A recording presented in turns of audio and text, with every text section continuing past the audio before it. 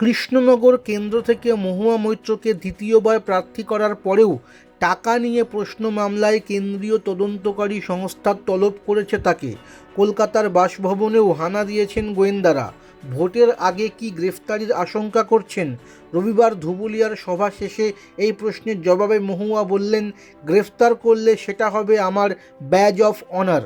রবিবার মহুয়ার সমর্থনে নদিয়ার ধুবুলিয়ায় সভা করেন তৃণমূল নেত্রী মমতা বন্দ্যোপাধ্যায়। সেখানে ভোটের আগে কেন্দ্রীয় তদন্তকারী সংস্থার সক্রিয়তা নিয়ে প্রশ্ন তোলেন তিনি।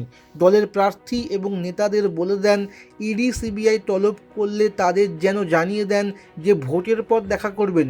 মমতার দাবি, ভোটের সময় এসব করা যায় না। পাশাপাশি সংসদ থেকে মহুয়ার বহিষ্কার নিয়েও বিজেপিকে নিশানা করেছেন মমতা।